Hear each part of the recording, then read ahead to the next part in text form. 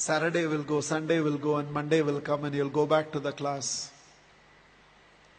And like this teacher by name Mrs. Thompson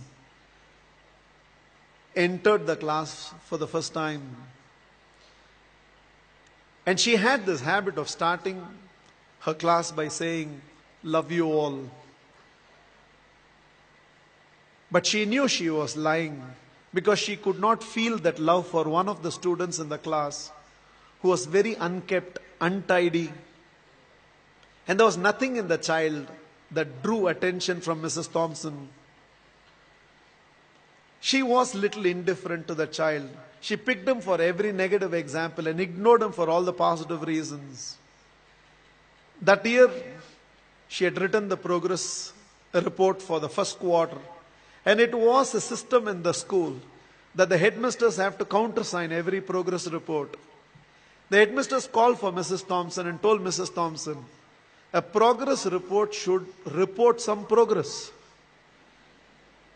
It should make a parent feel my child has a future. The way you have written the progress report for Teddy, that is how he was called. The way you have written the progress report for Teddy, parents will give up on Teddy. Mrs. Thompson immediately said, there's nothing I can do. I have nothing positive to write about the child. Immediately, the headmasters asked the administrative staff of the school to trace the old year progress reports of Teddy and send it across to Mrs. Thompson's class.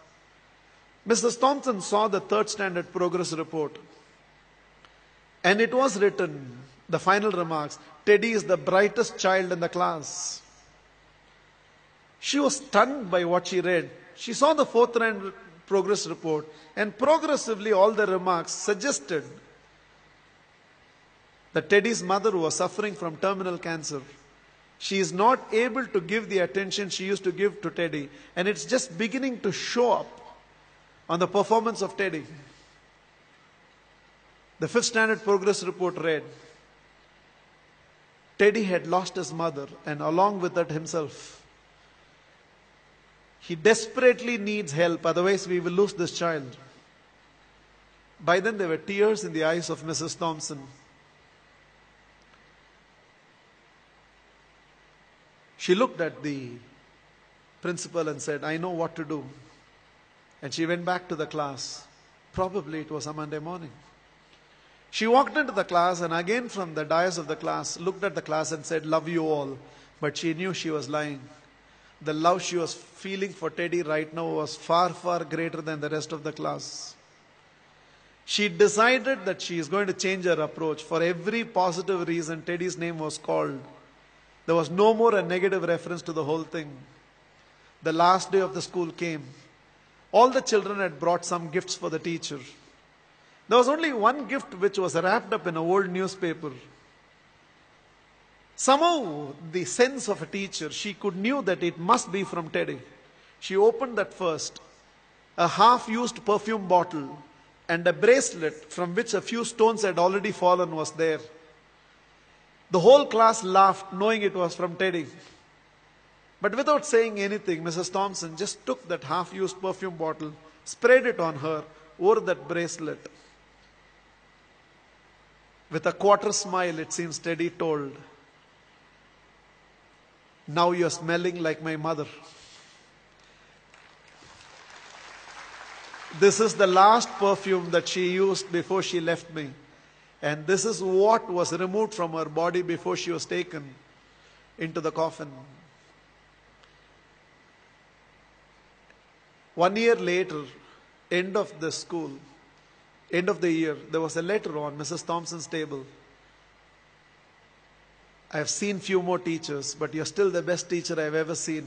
With love, Teddy. Every year till the end of the year, Mrs. Thompson used to get this letter from Teddy. I've seen few more teachers, but you're the best teacher I've ever seen, Teddy. Years rolled by, they lost contact. Somewhere an agent traced Mrs. Thompson, who had retired by now, and handed over a letter. And the letter was signed, Dr. Theodore, PhD. Teddy had gone on to become a PhD.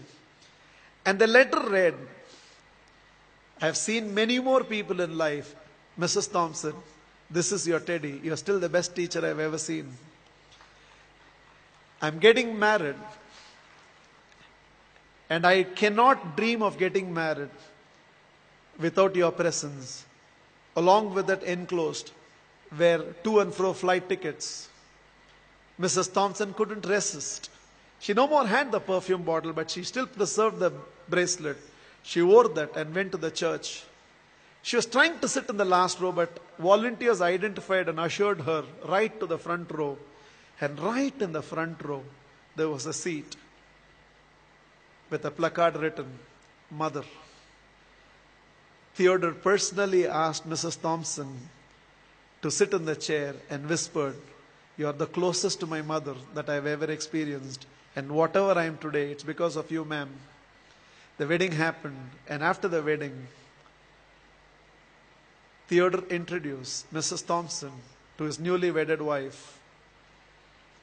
Without her, I wouldn't be where I am today. There were tears in Theodore's eyes. It seems Mrs. Thompson told the newly wedded woman, "Without Teddy, I would have never realized a teacher must first be a mother to every student of hers, and only then a teacher."